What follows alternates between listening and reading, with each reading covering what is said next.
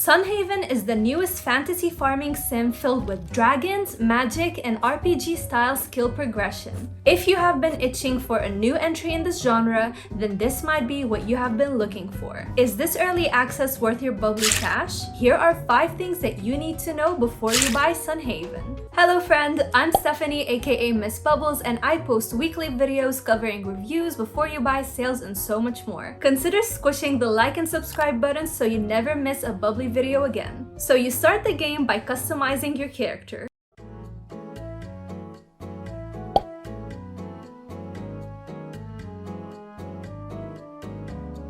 You give them a name and choose their race, which can be human, demon, elf, angel, and so many more. I went with an angel because I'm a bubbly angel. You can also customize further by choosing your hair, eyes, accessories, and clothes. There is quite a large selection, so it was really fun to have so many possibilities even when the game is still in early access. I'm not gonna go too deep into the story because we want to keep this experience a fresh one for you, but I will tell you that it is a fun one. As you progress through the story, you will be asked a few questions, and based on your answers, you will determine what kind of adventurer you're gonna be. You can be a mage or a warrior. You can even choose which element and abilities you want to excel in. I chose to go with fire, and this is the beauty of this game. It gives you total freedom of how you want to play and where your focus is going to be. What I love the most about this game is that it combines so many different elements from different games and different genres, and it creates the perfect balance for the perfect game.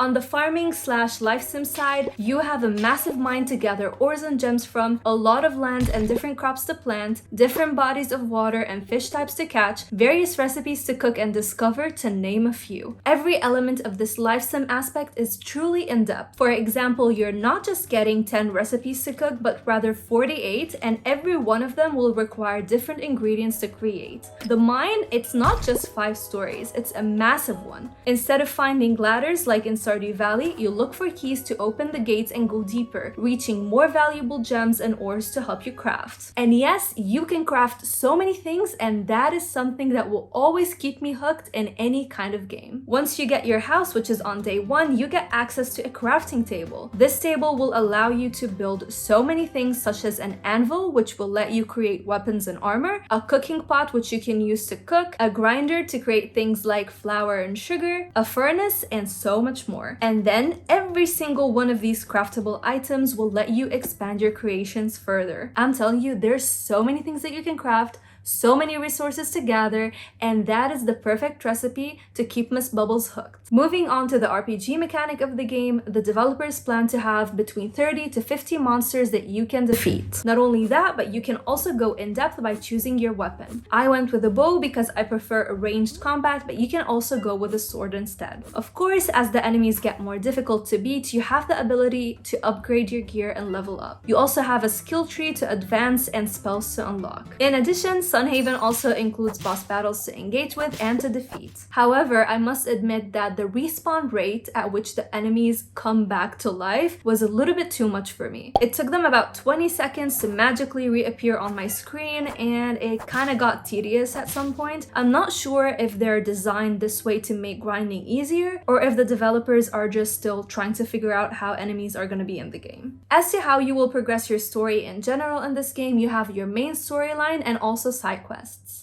I will tell you that the main quest was pretty fun and engaging. However, there is no voice acting, so if this is something that you're looking for, you're not gonna find it here. As for the side quests, you can either get them by talking to an NPC directly or going to the town to the quest board and picking them up. What I loved the most about completing missions is the fact that first you have a set of rewards that you're gonna get. At the bottom, you have a different variety of rewards that you can choose from. The quests, be it side quests or main quests, will help you raise your heart with the NPCs. This means that you will have a better bond with them. And the missions were a very fun way to introduce you to new craftable or available items in the world that you might have not really known about beforehand. Before we continue, I want to announce the Falconeer Warrior Edition winner, and the code will go to the one and bubbly Believe. Thank you for the support since pretty much day 1. I'm so blessed to have you here, and I look forward to hearing your thoughts about the game. Hit me up on Discord so I can share the code with you. Okay, so moving on to the world.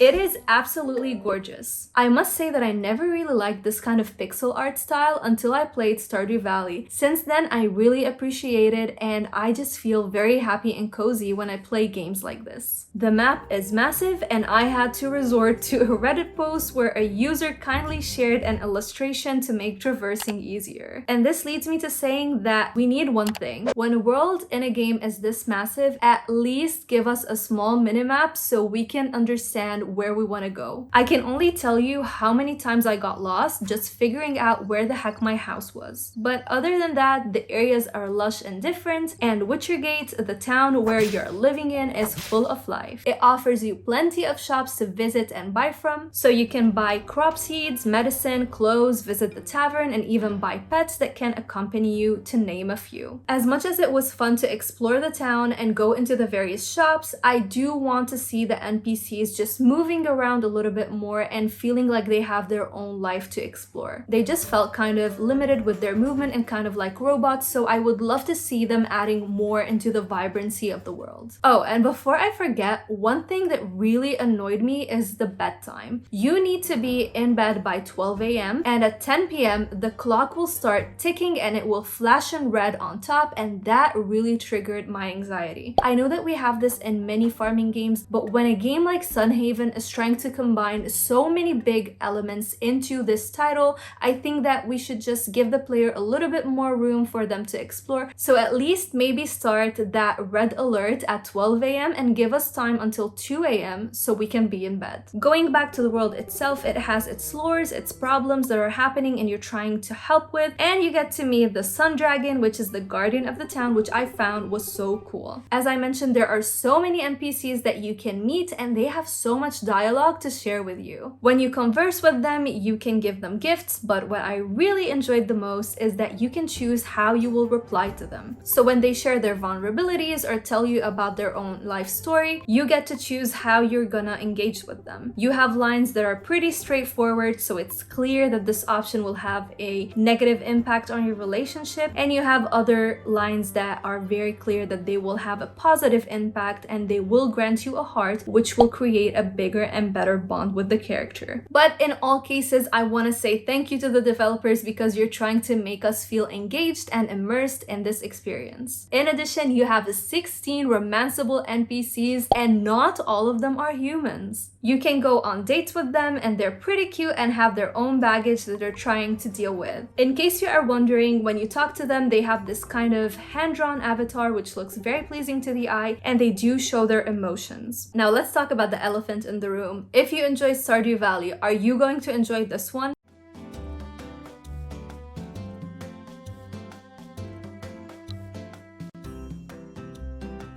That would be a definite yes in my book, and I will tell you why. The game successfully combines charming characters like the ones we grew to love in Stardew Valley, a mysterious world to connect with, heartwarming music to enjoy, and a lot of content for you to sink your time into. And just like Stardew Valley, you have an impressive skill progression system that will always feel you rewarded and it will keep you hooked. You can even choose where you want your home to be, customize it, decorate the land outside. I adore games like this. I love feeling like my progression really matters. I like to know that the developers are trying to reward me and hook me into the game rather than take me for granted and be like, oh, okay, just play the game, this is all that you got. No, you're always progressing, always unlocking new things, not only skills, not only weapons, not only amazing things to craft and recipes to cook. It's just so many things that you always feel hooked and you want to play more. So yes, definitely buy this game if you enjoyed Stardew Valley, and if you've never played Stardew before, you might have a lot of things that you're gonna adore in this one. Just make sure to back up your files on Steam every now and then because there has been some corrupt save files reported.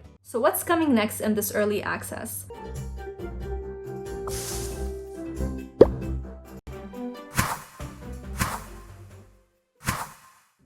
On Kickstarter, the developers say that they have completed 63% of the game, so I can only imagine how much more things are going to be added. We have so much to look forward. They are also slowly working on releasing patches for bug fixes and polishing the title to perfection. After the game is fully released, I do believe that it's gonna be releasing on the Switch as well, and that is when I will definitely create a full in-depth review so we can see how well optimized it's going to be and how far everything has come. I have such high hopes for this game because I adored every single second of it, and remember, it's still in early access. So please devs, don't disappoint us and make this one heck of a bubbly game. If you enjoyed the video, then why not give it a like?